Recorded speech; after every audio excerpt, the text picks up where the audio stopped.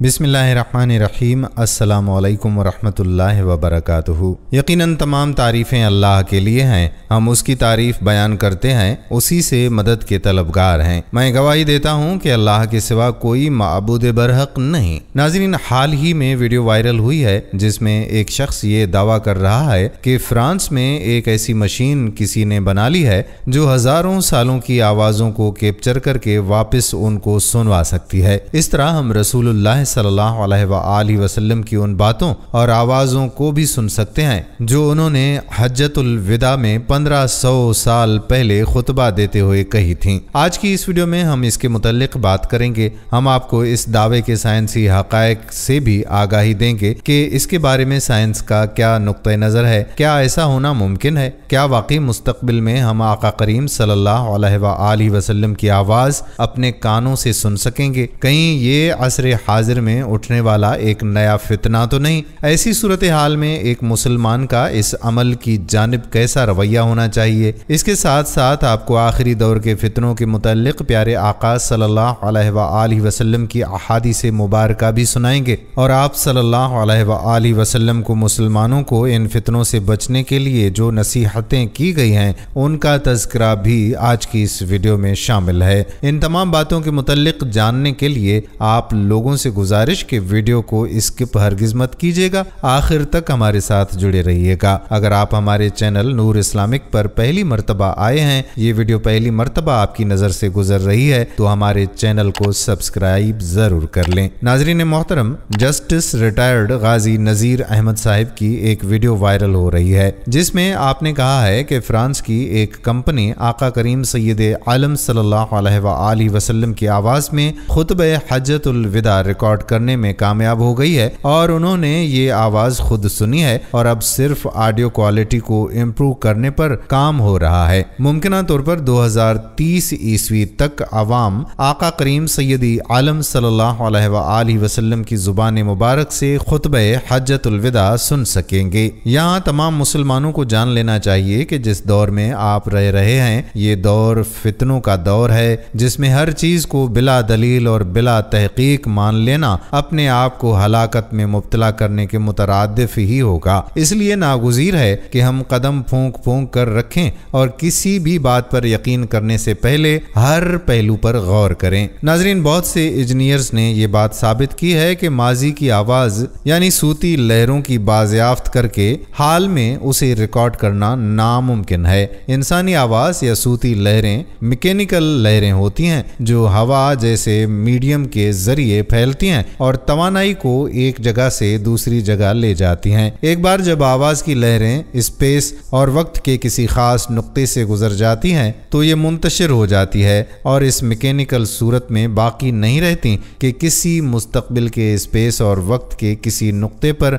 उनकी दोबारा बाज़याफ्त करके रिकॉर्ड किया जा सके। आज भी इंसानी आवाज़ जो ब्रॉडकास्ट की जाती है वो मॉड्यूलेशन के जरिए मुमकिन हुई है। मुख्तलिफ किस्म की मॉड्यूलेशन टेक्नोलॉजी इस्तेमाल करके इंसानी आवाज़ या सूती लहरों की वेवलेंथ, फ्रीक्वेंसी और एनर्जी को तब्दील करके ब्रॉडकास्ट किया जाता है ताकि ज़्यादा से ज़्यादा वसी इलाके पर उसकी रिसीविंग मुमकिन बनाई जा सके। इसके बावजूद ये मॉड्यूलेटेड सूती लहरें जिनको मुख्तलिफ मॉड्यूलेशन टेक्नोलॉजीज इस्तेमाल करके ब्रॉडकास्ट किया जाता है और जिसके तमाम पैरामीटर्स यानी फ्रीक्वेंसीज, वेवलेंथ और एनर्जी मालूम होती है और दुनिया भर में रिसीविंग एंटीना इन्हीं पैरामीटर्स पर ट्यून भी होते हैं। जब स्पेस और वक्त के किसी खास नुक्ते से गुजर जाती हैं तो दोबारा रिकॉर्ड नहीं की जा सकती। अगर ऐसा मुमकिन होता तो माजी में इस्तेमाल होने वाला टीवी एंटीना या मौजूदा दौर में इस्तेमाल होने वाला सैटेलाइट टीवी एंटीना एक ही इंफॉर्मेशन को बार बार दिखाते, क्योंकि उसके पास कई किस्म की सूती लहरें रिफ्लेक्शन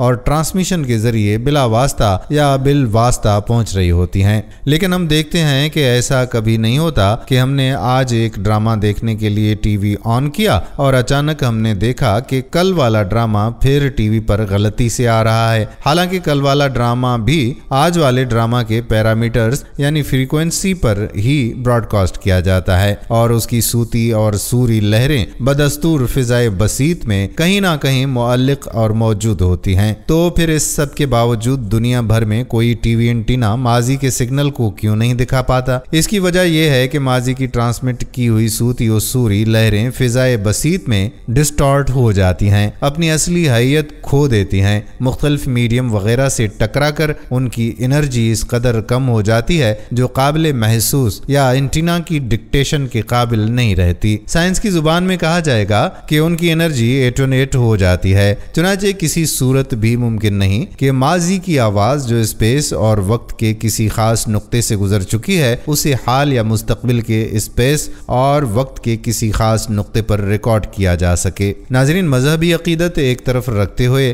صرف سائنسی اعتبار سے یہ بات یہاں واضح کرتے چلیں کہ یہ بالکل غلط سائنسی کلیم ہے کہ اتنی پرانی آواز کو دوبارہ کوئی ری جنریٹ کر سکتا ہے۔ کوئی اس سے پوچھے کہ جس فرانس کی کمپنی کا آپ تذکرہ کر رہے ہو اس کا نام کیا ہے اور اس نے کون سا وہ تجربہ کیا یا مشین بنائی جو ہزاروں سال پرانے واقعات کی آوازوں کو بھی سن سکتی ہے، تو یہ بندہ 100% یقین ہے کہ اس کا نام نہیں بتا پائے گا، اور یہ ناممکن ہے کہ کوئی بھی مشین اتنی پرانی آوازوں کو دوبارہ سے قابل سماعت بنا سکے۔ تو آئیے پھر اس معاملے کی فزکس سمجھیے کہ ایسا ہونا کیسے ناممکن ہے۔ ناظرین، ہمارے چاروں طرف کی ہوا دنیا کے پس منظر سے آنے والی آوازوں کے شور سے بھری ہوئی ہے۔ جیسے جیسے تمام صوتی لہریں اپنے ذرائع سے نکلتی ہیں، آواز کی شدت فاصلے کے مربع کے ساتھ کم ہو جاتی ہے۔ جب کسی سورس سے کوئی آواز پیدا ہوتی ہے اور چاروں طرف نکلتی ہے تو آخر کار ہر کوئی آواز اتنی مدھم ہو جاتی ہے کہ وہ دیگر تمام دھندلی آوازوں کے پس منظر کے شور اور ہوا کو بنانے والے مالیکیولز کی براؤنین حرکت کی وجہ سے الگ ہو جاتی ہے، کیونکہ وہ اپنی انرجی سے جیسے جیسے کوئی آواز فاصلہ طے کر رہی ہوتی ہے کھو جاتی ہے۔ یہی وجہ ہے کہ اگر کوئی شخص آپ سے محض 50 میٹر کے فاصلے پر کھڑا ہو کر زور زور سے چلا کر بھی کہے گا تو آپ کو اس کی آواز بہت کم سنائی دے گی، یا اگر آپ کے آس پاس بیک گراؤنڈ میں کافی آوازوں کا شور شرابہ ہوگا تو آپ شاید ہی اس شخص کی آواز سن سکیں گے۔ ہر توانائی جیسے جیسے وہ آگے بڑھتی ہے فاصلے کے ساتھ ساتھ اس کی شدت کم ہوتی چلی جاتی ہے اور آواز تو بالکل ہی ختم ہو جاتی ہے، کیونکہ آواز ایک میکینیکل ویوز ہے جو ہمیشہ ایک میڈیم کے سہارے سفر کرتی ہے۔ اس لیے جو یہ بات یہ شخص کر رہا ہے ٹوٹل فراڈ ہے۔ ایسا کبھی ہو ہی نہیں سکتا کہ ہزاروں لاکھوں برس کوئی آواز محض ہم ایک مشین کے سہارے کیپچر کر لیں۔ یہ سائنٹیفک طور پر ناممکن ہے، ایسے ہی جیسے پانی کے سہارے ہم کوئی گاڑی چلا سکیں۔ صوتی یا آواز کی لہریں دراصل کسی لچکدار میڈیم میں کسی ڈسٹربنس کی وجہ سے پیدا ہوتی ہیں۔ جیسے جیسے آواز کی لہر چلتی ہے اس حد تک خلل یا ڈسٹربنس بڑھتا ہے، یا ہم یوں کہہ سکتے ہیں کہ ایوریج ذرات کی توانائی کو یا کے بعد دیگر ذرات تک پہنچانے کی صلاحیت کم ہوتی چلی جاتی ہے، اور اس لیے آواز ممکن طور پر صفر ہونے تک بے انتہائی کم اور بالآخر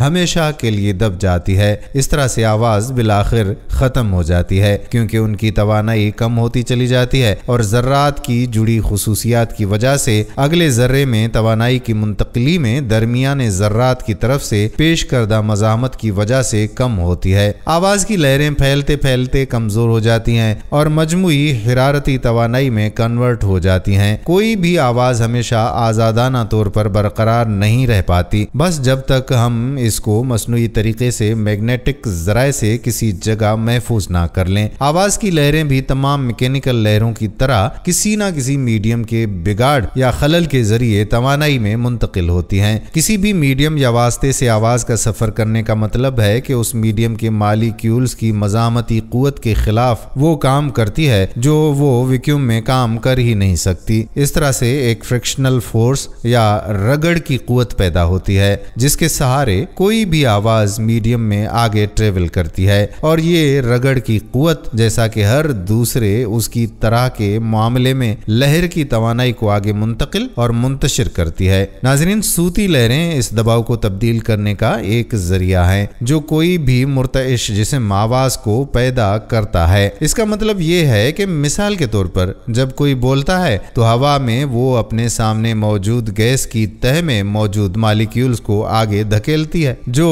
اس سے آگے کے مالیکیولز کو دھکیلتے ہوئے آگے بڑھتے ہیں۔ اگر کوئی بھی آواز مزید پھیلتی اور منتقل ہوتی ہے اور اسی طرح سے گیس کی تہوں کے ذریعے بار بار یہ ایکشن دہرانے کا سبب بن کر سفر کرتی رہتی ہے۔ یہی عمل کسی بھی میڈیم کے مالیکیولز کے ساتھ ہوتا ہوتا ہے، چاہے وہ میڈیم کوئی ٹھوس ہو، مائع ہو یا پھر کوئی بھی گیس ہو۔ یہاں یہ بات یاد رکھنی چاہیے کہ جب کسی گیس کے میڈیم سے آواز گزر رہی ہوتی ہے تو اس گیس کے انفرادی مالیکیولز ایک بے ترتیب حرکت یعنی رینڈم موومنٹ کے ساتھ حرکت کر رہے ہوتے ہیں، لہذا آواز کی لہر کا کسی میڈیم میں پھیلاؤ اور منتقل ہونا واسطے کے مالیکیولز یعنی رگڑ کے درمیان تصادم کا سبب بنتا ہے۔ اس سے وہ اپنی حرکی اور مخفی یا پوٹینشل توانائی دونوں حاصل کریں گے، چاہے وہ اگر یہ ٹھوس یا مائع واسطے کے ذریعے بھی سفر کرے۔ مالیکیولز کے ذریعے حرکی توانائی کا حصول اس میڈیم کا ٹوٹل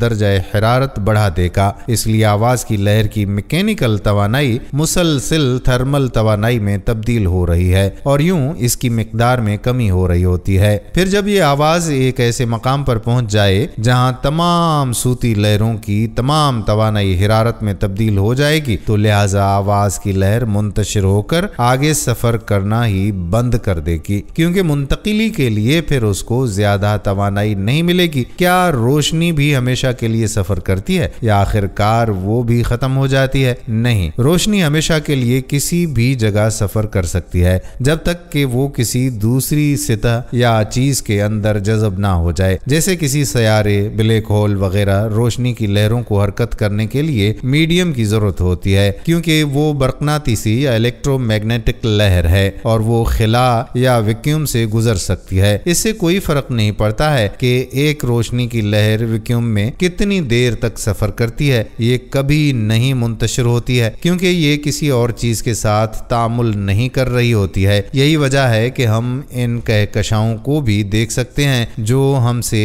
1 ارب نوری سال سے بھی دور ہیں، تاہم بہت دور سے آنے کی وجہ سے روشنی کی لہر پھیل جائے گی اور کائنات کے پھیلاؤ کی وجہ سے خلا میں سفر کرتے ہوئے توانائی کھو دے گی، جس کے نتیجے میں اس کی تعداد یا فریکوینسی میں کمی واقع ہوگی۔ اسے ریڈ شفٹ کہا جاتا ہے کیونکہ روشنی کو اسپیکٹرم کے سرخ حصے کی طرح شفٹ ہوتے ہوئے دیکھا جاتا ہے۔ اس کا مطلب یہ ہوا کہ روشنی کبھی بھی ضائع نہیں ہو سکتی، چاہے وہ جتنا بھی پرانے دور سے آ رہی ہو یا جتنے بھی زیادہ فاصلے سے آ رہی ہو۔ تقریباً 13.8 بلین سال تک خلا میں سفر کرنے کے بعد مائکرو ویو بیک گراؤنڈ لہریں جو کبھی بگ بینگ کے فوراً بعد مرئی روشنی کے طور پر موجود تھا، مائکرو ویوز میں تبدیل ہو گئی اور اب یہی لہریں ہمیں بگ بینگ ہونے کے واقعے کا ثبوت مہیا کرتی ہیں۔ ناظرین، اب جو بات محترم جسٹس ریٹائرڈ غازی نذیر احمد صاحب کہہ رہے ہیں، شاید ان کو بھی یہ معلوم نہ ہو کہ یہ بات پہلی بار نہیں ہو رہی ہے۔ سب سے پہلے اس مفروضے کو بطور خواہش پیش کرنے والا مرزا بشیر الدین مرتد قادیانی زنیم تھا۔ سورہ نبا کی آیت نمبر 29 میں ہے، اللہ جل جلالہ کا فرمان عالی شان ہے کہ اور ہم نے ہر چیز کو لکھ کر محفوظ کر رکھا ہے۔ مرزا بشیر الدین قادیانی اپنی ملحدانہ تفسیر کبیر میں اس آیت مبارکہ قادیانی کتاب میں آیت نمبر 30 ہے کہ اس کے تحت یہ مفروضہ پیش کرتا ہے، مطلب یہ ہے کہ وہ ایسی جگہ محفوظ ہیں جہاں سے کوئی چیز ضائع نہیں ہو سکتی۔ چنانچہ ہم دیکھتے ہیں کوئی انسانی عمل ایسا نہیں جو ضائع ہوتا ہے، بلکہ وہ ضرور کسی نہ کسی شکل میں محفوظ ہوتا ہے۔ ریڈیو کی ایجاد نے صداقت کو بہت بڑا ثبوت مہیا کر دیا ہے۔ ہزاروں میل پر ایک شخص اپنی زبان سے کوئی لفظ نکالتا ہے تو فوراً ہم تک پہنچ جاتا ہے اور ہم گھر بیٹھے ہزاروں ہزار میل دور کی آواز اس طرح سے سن لیتے ہیں جیسے وہ ہمارے پاس بیٹھا باتیں کر رہا ہو۔ مجھے خیال آیا کرتا ہے کہ کوئی تعجب نہیں اگر یہ علوم ترقی کرتے کرتے اس حالت کو پہنچ جائیں کہ گزشتہ زمانے کی آوازوں کو بھی ریکارڈ کیا جا سکے۔ اگر کوئی ایسا آلہ نکل آئے تو ہو سکتا ہے کہ ہم رسول اللہ صلی اللہ علیہ وآلہ وسلم کی وہ حدیثیں جو آج کتابوں میں پڑھتے ہیں خود رسول کریم صلی اللہ علیہ وآلہ وسلم کی زبان مبارک سے سن لیں۔ یہ بات موجود زمانہ کی ایجاد کو دیکھتے ہوئے اب ناممکن نظر نہیں آتی۔ زمانہ بہت ترقی کر چکا ہے، ممکن ہے کہ آئندہ چل کر کوئی ایسا آلہ ایجاد ہو جائے اور گزشتہ زمانے کو بھی اپنے کنٹرول میں لایا جا سکے۔ اس صورت میں ہمیں گزشتہ زمانے کی آوازیں آسانی سے سنائی دینے لگیں گی۔ ہم جس صدی کے جس سال کی کوئی بات سننا چاہیں گے اس صدی کے اس سال پر اس آلے کو نصب کر دیں گے اور آوازوں کو سننا شروع کر دیں گے۔ کاش دنیا اس ترقی سے صداقت کی طرف آئے۔ چنانچہ یہاں پر سب سے اہم بات جسے ملحوظ خاطر رکھا جانا چاہیے وہ یہ ہے کہ آقا کریم سید عالم صلی اللہ علیہ وآلہ وسلم کی آواز مبارک کو تلاش اور ریکارڈ کر کے مرزا بشیر الدین قادیانی کا دنیا کو کس صداقت کی طرف بلانا مقصود ہے۔ بلا شبہ وہ قادیانی ارتداء ہی ہے۔ یاد رکھا جائے کہ یہ ملحدانہ کتاب تفسیر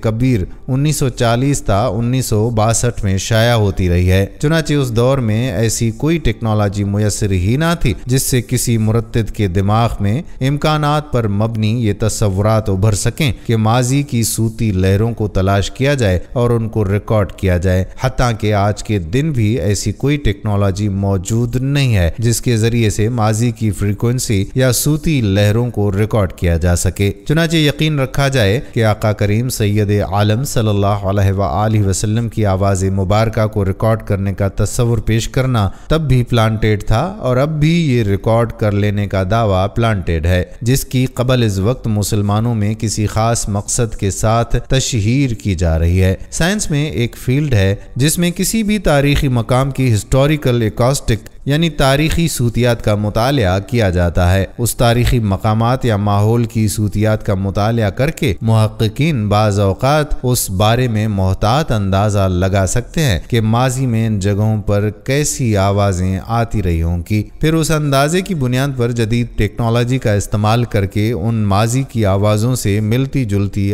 آواز پیدا کی جاتی ہے جو کہ فی الحقیقت ماضی کی آواز یا صوتی لہریں نہیں ہوتی بلکہ اس تاریخی مقام کے ماضی کے صوتیاتی پیٹرنز کے مطالعے پر جنریٹ کی گئی جدید آوازیں یا صوتی لہریں ہوتی ہیں۔ لہٰذا یہی ٹیکنالوجی موجودہ صورتحال میں بھی استعمال کی جا سکتی ہے۔ اس سے زیادہ کوئی امکانات موجود نہیں ہیں۔ چنانچہ اگر ایسا ہوتا ہے تو یہ کہانت کا ایک نیا باب کھلے گا جو آقا کریم سید عالم صلی اللہ علیہ وآلہ وسلم کی بعثت مبارکہ کے ساتھ بند ہو گیا تھا۔ طاغوت امت مسلمہ کو ان صوتی لہروں یعنی آواز کے بارے میں قائل کرے گا کہ نعوذ باللہ یہ آقا کریم صلی اللہ علیہ وآلہ وسلم کی مبارک آواز ہے، اور پھر نعوذ باللہ ان صوتی لہروں میں مسلمانوں کو سینکڑوں جھوٹ سنائے جائیں گے اور ان کو گمراہ کرنے میں اپنا حصہ ڈالے گا۔ ناظرین، بہرحال اگر ایک لمحے کو یہ مان بھی لیا جائے کہ آواز فنا نہ ہو اور ریکارڈ بھی ممکن ہو تو بھی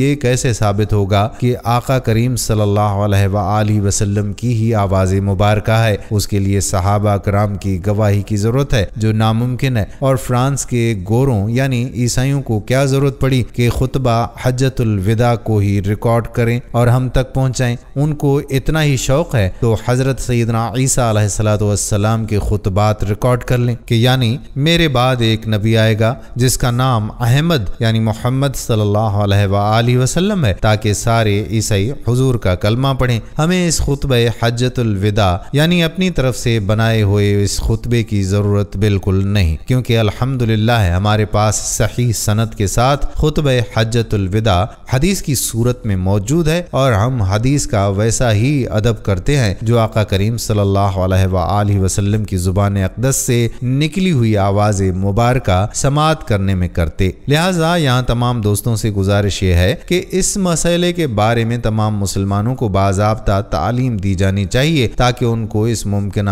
دجل سے بچایا جا سکے۔ فتنہ اپنی پلاننگ صدیوں کی کر کے بیٹھا ہے، جبکہ اپنے آپ کو رسول اللہ صلی اللہ علیہ وآلہ وسلم کے علم نبوت کے وارث کہنے والے علماء بدقسمتی سے غیر سیاسی بن کر بیٹھے ہوئے ہیں، اور غیر سیاسی اذہان جہالت کی آماج گاہ کے سوا کچھ بھی نہیں ہو سکتے، جو عام مسلمانوں کو ہر قسم کے نظریاتی شکار کا آسانی سے شکار بنا لیتے ہیں۔ ناظرین، یہاں آپ کو آخری دور کے فتنوں کے متعلق کچھ احادیث مبارکہ سناتے ہیں۔ رسول اللہ صلی اللہ علیہ وآلہ وسلم نے جیسے عبادات، معاملات، اخلاق اور حسن معاشرے سے متعلق تعلیم دی ہے، اس طرح سے فتنوں سے بھی آگاہ فرمایا ہے، اور فتنوں کے زمانے سے متعلق بھی بہت ساری روایات ہیں۔ ہدایات ہیں، اور یہ فتنے قرب قیامت میں اتنے بڑھ جائیں گے جیسے اندھیری رات کی تاریکی ہوتی ہے، اور ان فتنوں کے مختلف اسباب ہوا کرتے ہیں۔ فتنہ کسے کہتے ہیں اس کے مختلف مفہوم ذکر کیے گئے ہیں۔ آزمائش کو بھی فتنہ کہتے ہیں، امتحان، مال و دولت کو فتنہ کہا گیا ہے، گمراہ کرنا اور گمراہ ہونا اس پر بھی فتنے کا اطلاق ہوتا ہے، کسی چیز کو پسند کرنا اور اس پر فریفتہ ہو جانا یہ بھی فتنہ ہے، لوگوں کی رائے میں، نظریات میں اختلاف یہ بھی فتنہ ہے۔ جس دور سے ہم گزر رہے ہیں اس دور میں تقریباً یہ ساری چیزیں پائی جا رہی ہیں، اسی لیے اسے بھی دور فتن کہنا بجا ہے، اور نامعلوم کہ آئندہ مزید کیا کیا فتنے رونما ہوں گے۔ ہماری ذمہ داری بنتی ہے کہ ہم ایسے مواقع پر رسول اللہ صلی اللہ علیہ وآلہ وسلم کی تعلیمات کو اپنانے والے بنیں، آپ صلی اللہ علیہ وآلہ وسلم کی ہدایت و تعلیمات کے مطابق اپنی اصلاح کی کوشش کریں، اور یہ ہدایات دوسروں تک پہنچانے کی کوشش کریں جو عملی طور پر ان فتنوں کا شکار ہیں۔ ناظرین، سب سے پہلے بات کرتے ہیں قیامت کی نشانیوں کے متعلق جو ہمیں آج کل کے حالات میں پوری ہوتی ہوئی نظر آ رہی ہیں۔ اللہ کے رسول صلی اللہ علیہ وآلہ وسلم نے قیامت کے نشانات بتلاتے ہوئے فرمایا کہ اونٹوں اور بکریوں کے چرواہے جو برہنہ بدن اور ننگے پاؤں کے وہ ایک دوسرے سے مقابلہ کرتے ہوئے لمبی لمبی عمارتیں بنوائیں گے اور فخر کریں گے، بحوالہ صحیح مسلم۔ نبی معظم صلی اللہ علیہ وآلہ وسلم نے جو فرمایا وہ پورا ہو چکا ہے، اور عرب میں آپ کو بڑی بڑی عمارتیں مل چکی ہیں۔ اسی طرح سے اگر احادیث مبارکہ پر غور کریں تو مشرق وسطیٰ کے زوال کا آغاز ملک شام سے شروع ہوا، لیکن شاید عرب حکمران یا تو یہود و نصارہ کی چال سمجھ نہ سکے یا بے رخی اختیار کر لی، لیکن وجہ جو بھی ہو یا نہ ہو، سرکار صلی اللہ علیہ وآلہ وسلم کی بتائی ہوئی علامات کو تو ظاہر ہونا ہی ہے۔ ایک اور مقام پر رسول خدا صلی اللہ علیہ وآلہ وسلم نے فرمایا کہ جب اہل شام تباہی اور بربادی کا شکار ہو جائیں تو پھر تم میں کوئی خیر باقی نہ رہے گی۔ احادیث مبارکہ کی روح سے شام اور اہل شام سے امت مسلمہ کا مستقبل وابستہ ہے۔ اگر ملک شام ایسے ہی برباد ہوتا رہا تو پوری امت مسلمہ کی بھی خیر نہیں۔ ویسے تو 90% برباد ہی ہو چکا ہے۔ پچھلے کئی سالوں سے ہونے والی خون ریزی میں لاکھوں بے گناہ مسلمان شہید ہوئے ہیں، اور لاتعداد دوسرے ملکی سرحدوں پر زندگی کی بھیک مانگتے ہوئے شہید ہو رہے ہیں۔ اتنی تعداد میں زخمی یا معذور ہو چکے ہیں، لہذا شام مکمل طور پر تباہی کے کنارے پر کھڑا ہے۔ اس حدیث کے حساب سے عرب ممالک کے سنہرے دور کے خاتمے کی اہم وجہ ملک شام کے موجودہ حالات ہیں۔ نبی کریم صلی اللہ علیہ وآلہ وسلم کی ایک اور پیشگوئی کی علامت ظاہر ہو رہی ہے یا ہو چکی ہے کہ ملک شام کے متعلق اسرائیل، روس اور امریکہ جو بھی بہانے بنائیں، لیکن ان سب کا اصل ہدف جزیرۃ العرب ہے، کیونکہ کفار کا عقیدہ ہے کہ دجال مسیحا ہے۔ اس وجہ سے یہ لوگ دجال کے انتظامات مکمل کر رہے ہیں، جس کے لیے عرب ممالک میں عدم استحکام پیدا کرنا ہے، کیونکہ حضرت مہدی کے ظہور سے قبل یہود و نصارہ ملک شام پر قبضہ کرنا چاہتے ہیں، اور یہ تو ہو کر رہے گا۔ آخری زمانے میں جب مسلمان ہر طرف سے مغلوب ہو جائیں گے، مسلسل جنگیں ہوں گی، شام میں بھی عیسائیوں کی حکومت قائم ہو جائے گی۔ علماء کرام بتاتے ہیں کہ سعودیہ، مصر، ترکی باقی نہیں رہیں گے، ہر جگہ کفار کے مظالم بڑھ جائیں گے، امت آپسی خانہ جنگی کا شکار رہے گی۔ عرب یعنی خلیجی ممالک میں بھی مسلمانوں کی باقاعدہ پر شوکت حکومت نہیں رہے گی۔ خیبر یا الخبر سعودی عرب کا چھوٹا سا شہر مدینہ منورہ سے 170 کلومیٹر کے فاصلے پر ہے، اس کے قریب تک یہود و نصارہ پہنچ جائیں گے اور اس جگہ تک ان کی حکومت قائم ہو جائے گی۔ بچے کچے مسلمان مدینہ منورہ پہنچ جائیں گے، اس وقت حضرت امام مہدی علیہ السلام مدینہ منورہ میں ہوں گے۔ دوسری طرف دریائے تبریہ بھی تیزی سے خشک ہو رہا ہے، جو کہ حضرت مہدی علیہ السلام کے ظہور سے قبل خشک ہوگا۔ مشرق وسطیٰ کے حالات کو، خصوصاً مسلمانوں اور ساری دنیا کے حالات کو دیکھتے ہوئے صاف نظر آتا ہے کہ دنیا ہولناکیوں کی جانب بڑھ ہی رہی ہے۔ ناظرین، حضرت ابو ہریرہ رضی اللہ تعالی عنہ سے روایت ہے کہ رسول اللہ صلی اللہ علیہ وآلہ وسلم نے فرمایا کہ میری قوم کا ایک لشکر وقت آخر کے نزدیک ہند پر چڑھائی کرے گا، اور اللہ اس لشکر کو فتح نصیب کرے گا، یہاں تک کہ وہ ہند کے حکمرانوں کو بیڑیوں میں جکڑ کر لائیں گے۔ اللہ اس لشکر کے تمام گناہ معاف کر دے گا، پھر وہ لشکر لشکر واپس رخ کرے گا اور شام میں موجود عیسیٰ ابن مریم علیہ السلام کے ساتھ جا کر ملے گا۔ حضرت ابو ہریرہ رضی اللہ تعالیٰ عنہ نے فرمایا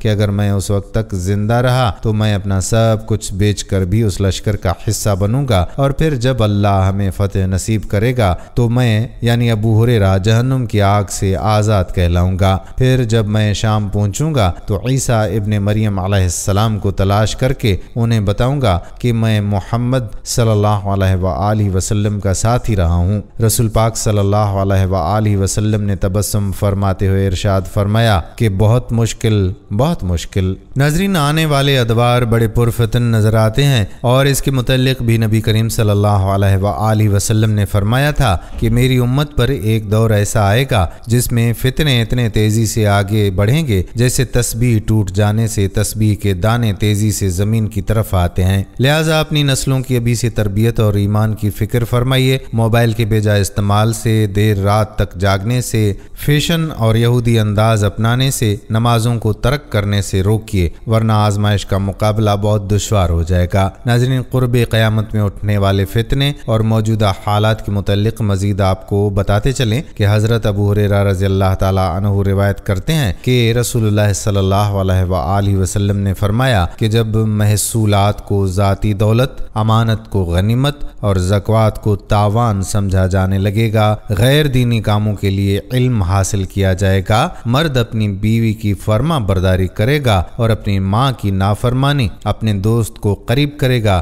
باپ کو دور کرے گا، مسجدوں میں آوازیں بلند ہونے لگیں گی، قبیلے کا بدکار شخص ان کا سردار بن بیٹھے گا اور ذلیل آدمی قوم کا لیڈر بن جائے گا، اور آدمی کی عزت محض اس کے شر سے بچنے کے لیے کی جائے گی، گانے والی عورتیں اور گانے بجانے کا سامان عام ہو جائے گا، کھلے عام اور کثرت سے شرابیں پی جانے لگیں گی، اور بعد والے لوگ پہلے لوگوں کو لان تان سے یاد کریں گے۔ اس وقت سرخ آندھی، زلزلے، زمین میں دھنس جانے، شکلیں بگڑ جانے، آسمان سے پتھر برسنے اور طرح طرح کے لگاتار عذابوں کا انتظار کرو۔ یہ نشانیاں یکے بعد دیگر یوں ظاہر ہوں گی جس طرح کسی ہار کا دھاگا ٹوٹ جانے سے گرتے موتیوں کا تانتا بند جاتا ہے۔ آقا علیہ الصلوۃ والسلام نے فرمایا، حضرت ابو ہریرہ رضی اللہ تعالیٰ عنہ روایت کرتے ہیں کہ ایک زمانہ وہ آئے گا جب میری امت میں لوگ، حکمران اور لیڈر محصولات کو یعنی ٹیکسز کی آمدنی کو جب لوگ ذاتی دولت سمجھ کر کھانے لگ جائیں، قوم ٹیکس دے گی، خزانے میں ٹیکس کا سرمایہ جمع ہوگا اور حکمران بد دیانت، خائن، حرام خور ہوں گے، وہ ذاتی دولت کی طرح اس کو ہڑپ کر جائیں گے۔ وہ زمانہ آئے گا، اور اس طرح فرمایا کہ اور امانت کو مال غنیمت سمجھ کے کھایا جائے گا۔ وہ امانت جو قوم کی امانت ہے، آپ کا مال ہے، اگر پاکستان ہے تو 18 کروڑ غریبوں کا مال ہے، آپ کی امانت ہے۔ حکمران جب برسر اقتدار آئیں گے تو قوم کی امانت کو مال غنیمت، لوٹا ہوا مال، جنگ کا سمجھ کر کھا جائیں گے، اور معاشرے کے لوگ زکوات کو تاوان سمجھیں گے، زکوات دینے سے کترائیں گے، اسے تاوان سمجھیں گے، گنتی کریں گے کہ کم زکوات دینی پڑے۔ آپ دیکھتے آئیے کہ میرے آقا صلی اللہ علیہ وآلہ وسلم کا ایک ایک کلمہ کانوں سے سنتے آئیے اور دلوں میں جھانک کر اپنے اور معاشرے کے احوال کا تذکرہ کیجیے اور تجزیہ کرتے چلیے۔ 1500 سال پہلے یوں لگتا ہے کہ آج کا زمانہ مصطفیٰ علیہ الصلوۃ والسلام کی آنکھوں کے سامنے تھا، ہمارے احوال کو دیکھ رہے تھے، ہمارے اعمال کو دیکھ رہے تھے، ہماری قلبی کیفیات کو دیکھ رہے تھے، ہماری خیانتوں کو، بددیانتی کو دیکھ رہے تھے، ہماری لوٹ مار کو، ہماری کرپشن کو دیکھ رہے تھے۔ آقا دو عالم صلی اللہ علیہ وآلہ وسلم، یہ میرے کلمات نہیں، یہ آقا صلی اللہ علیہ وآلہ وسلم کے فرمودات ہیں۔ ناظرین، احادیث کی کتب میں کتاب الفتن ایک مستقل عنوان ہے جس میں دور فتن سے متعلق کثیر روایات موجود ہیں۔ من جملہ ان روایات کے ایک روایت حضرت عبداللہ بن عمر رضی اللہ تعالی عنہما سے منقول ہے۔ ارشاد فرماتے ہیں کہ ہم رسول اللہ صلی اللہ علیہ وآلہ وسلم کے پاس بیٹھے ہوئے تھے کہ آپ صلی اللہ علیہ وآلہ وسلم نے فتنوں کا ذکر فرمایا۔ فتنوں کا ذکر اس مجلس میں چھڑا تو رسول اللہ صلی اللہ علیہ وآلہ وسلم نے فرمایا، جب تم لوگوں کو اس حال میں دیکھو کہ ان کے آپس کے معاہدات معاملات میں دھوکہ عام ہو جائے اور ان میں امانت داری کی صفت ختم ہو جائے، یعنی بد دیانت ہو جائیں، اور وہ آپس میں اختلاف اور ٹکراؤ کی وجہ سے گھتم گھتا ہو جائیں، لڑنے بھڑنے لگ جائیں۔ آپ صلی اللہ علیہ وآلہ وسلم نے اشارہ کر کے سمجھایا کہ ایک ہاتھ کی انگلیاں دوسرے ہاتھ کی انگلیوں میں داخل کیں، یعنی اس طرح باہمی فسادات ہوں۔ بات یہاں تک پہنچی تو حضرت عبداللہ بن عمر رضی اللہ تعالی عنہما فرماتے ہیں کہ میں کھڑا ہو گیا، میں نے کہا یا رسول اللہ صلی اللہ علیہ وآلہ وسلم، میں آپ صلی اللہ علیہ وآلہ وسلم پر قربان ہو جاؤں، یہ بتائیے کہ ایسے زمانے میں مجھے کیا کرنا چاہیے، میں کیا طرز عمل اختیار کروں؟ تو رسول اللہ صلی اللہ علیہ وآلہ وسلم نے 5 جملے ارشاد فرمائے، 5 ہدایات دیں۔ پہلی ہدایت یہ دی کہ اپنے گھر کو لازم پکڑو، یعنی تم اپنے آپ کو فتنوں سے دور رکھو، گوشہ نشینی اختیار کرو، بلا ضرورت گھر سے باہر مت نکلو۔ دیکھیے کس قدر اعلیٰ نصیحت ہے کہ بجائے فضول گھومنے پھرنے ادھر ادھر جانے کے اطمینان سے اپنے گھر میں رہو تاکہ عملی طور پر کسی فتنے کا شریک کار نہ بنو، عملاً بھی فتنوں سے اپنے آپ کو دور رکھو، یہ اصل مقصد ہے۔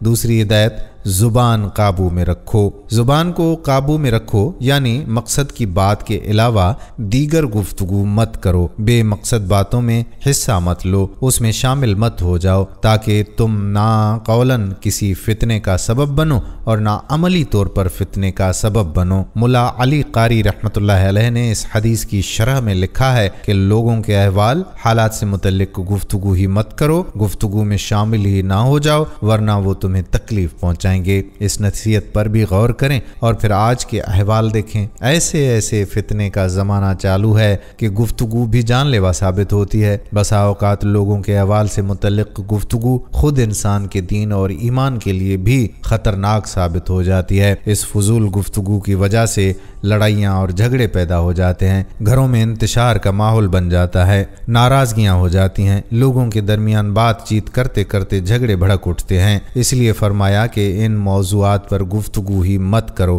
تیسری ہدایت، موافق شریعت عمل کرو، یعنی شریعت کو مقدم رکھو، اپنے جذبات کو، ماحول کو، ارد گرد کے احوال کو شریعت کے ترازو پر پرکھو، اگر شریعت کے موافق ہو تو عمل کرو ورنہ چھوڑ دو۔ گویا کہ شریعت کے احکامات اور اصول ہی ایک مسلمان کے لیے ترازو اور معیار ہونے چاہیے، باقی سب چیزوں کو ایک جانب رکھ کر شریعت کی پیروی اختیار کرو۔ چوتھی ہدایت، خلاف شریعت امور سے اجتناب کرو، جو بات شریعت کے خلاف ہو، منکر ہو، شریعت کے خلاف ہو، اس سے اجتناب کرو، چاہے اس کا تعلق گفتگو سے ہو، کسی طریقہ کار سے ہو، جذبات سے ہو، مگر شریعت کے خلاف ہو تو اس پر عمل مت کرو، اسے اپنے آپ کو بچاؤ۔ 5ویں اور آخری ہدایت یہ دی کہ اپنی اصلاح کی فکر کرو، عام لوگوں کے معاملات کو چھوڑو، اپنے آپ کو بچاؤ اور ہلاک ہونے والوں کے ساتھ اپنے آپ کو ہلاک مت کرو، یعنی تمہیں معلوم ہو کہ تمہاری باتوں سے انہیں کوئی فائدہ نہ ہوگا، تمہارے نصیحت پر وہ عمل نہیں کریں گے،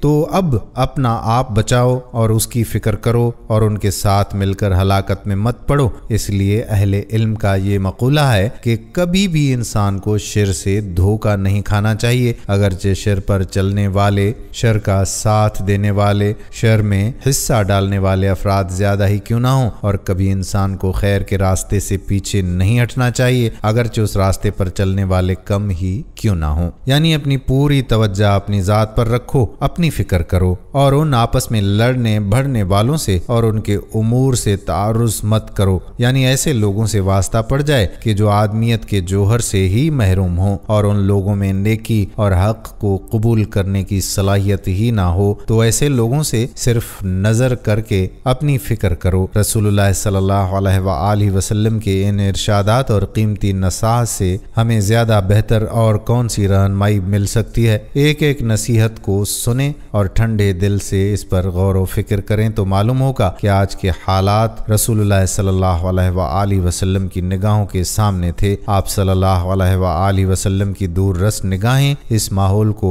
बर्पा होने वाले फितनों को देख रही थीं। इसलिए हमारी जिम्मेदारी है कि फितनों के दौर में नसीहतों को अपने पल्लू से बांध लें, अपने दामन से बांध लें, इन पर खुद भी अमल करने वाले बने, अपने मुसलमान भाइयों को भी इन नसीहतों की तलकीन करें, उन्हें भी समझाने वाले बने। अल्लाह हमें उन नसीहतों पर अमल करने की तौफीक अता फरमाए, आमीन। नाज़रीन, आखिर में आप सबसे गुजारिश है कि इस वीडियो को ज़्यादा से ज़्यादा वायरल करें ताकि उम्मत एक बड़े फितने से खुद भी महफूज रहे और आने वाली नस्ल को भी महफूज बनाए। अल्लाह पाक हम सबको ऐसे और इस जैसे फितनों से बचाए, आमीन सुम्मा आमीन या रब्बल आलमीन। उम्मीद करते हैं कि हमारी आज की ये वीडियो आपको ज़रूर पसंद आई होगी। वीडियो पसंद आई है तो आपसे गुजारिश कि चैनल को सब्सक्राइब ज़रूर करके जाइएगा और बेल के बटन को भी प्रेस करके जाएं। आने वाली वीडियो तक हमें इजाज़त दीजिए। अल्लाह हाफ़िज़।